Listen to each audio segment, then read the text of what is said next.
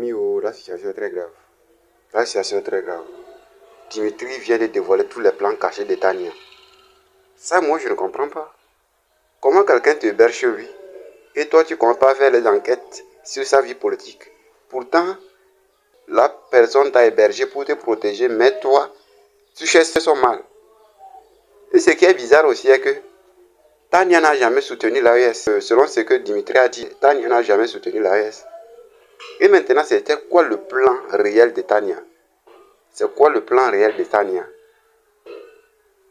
Donc, elle jouait un jeu juste pour flatter les gens. Hein. Écoutez la vidéo jusqu'à la fin et dites-moi ce que vous en pensez en commentaire. L'affaire Dimitri Tania. Parfois, je me demande comment quelqu'un peut sombrer à cause de miettes. Parce que ça c'est le travail des terreaux. Arriver chez quelqu'un, filmer, enregistrer ses conversations et puis donner à ses ennemis. Tout en sachant que tu nous as annoncé ici que tu es traqué par l'État de Côte d'Ivoire. Alors que c'est faux au fait. Tu étais en mission dans la vie de Tania.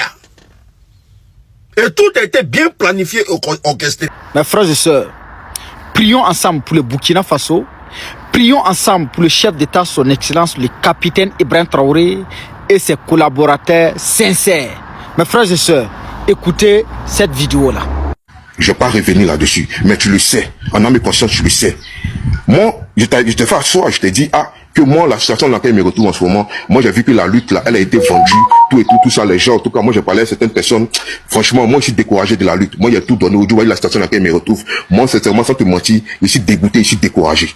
Je suis découragé. Déjà, mec qui a fait un post sur Facebook pour dire non, je me retire, ils ont commencé à m'insulter, m'attaquer, tout ça, me taxer de tous les noms. Donc, moi, je suis découragé. Je t'ai dit, il n'y a plus conseil auprès de toi. Je t'ai dit, je vais demander pardon aux autorités pour rentrer au pays. Tu m'as dit clairement que si je demande pardon aux autorités pour rentrer au pays, ils vont m'arrêter. Mais là où moi, j'étais étonné, tu m'as dit d'attendre jusqu'en 2027. Si moi, tu ouvres ton micro et tu dis moi, tu m'as dit d'attendre jusqu'en 2027 que le président Alassane Ouattara essaie de positionner son petit frère Téné Birahim Ouattara.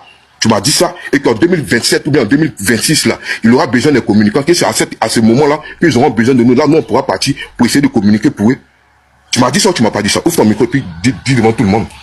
Tu vois un peu? Donc, quand tu me dis, pourquoi tu me dis ça? Donc, quand tu me dis aujourd'hui que non, moi, je suis un espion, que moi, je suis venu t'attaquer, etc., moi, je suis cause avec le RDR, mais toi-même, là, quand tu m'as poussé à le RDR, mais quand tu me dis que dans 2 ans, là, les gens auront besoin de moi, que c'est là que je peux partir, là. Donc, c'est quoi?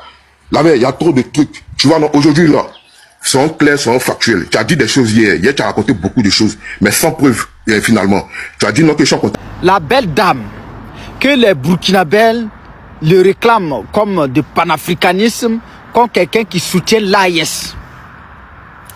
Après midi, là, vous avez vu ces audios où il a dit dans ses propos, mais qu'elle est en contact direct avec les autorités ivoiriennes, avec RADP. Oh oui, elle va donner des coordonnées d'un individu qui se trouve en Côte d'Ivoire et puis RADP va traquer la dernière là. Maintenant, ça c'est notre mouvement où elle a décidé de rentrer en Côte d'Ivoire en 2027 pour aller soutenir le petit frère d'Alassane Dramane Ouattara. Alors que nous tous, nous savons que le petit frère d'Alassane Dramane Ouattara est plus pire que Alassane Dramane Ouattara.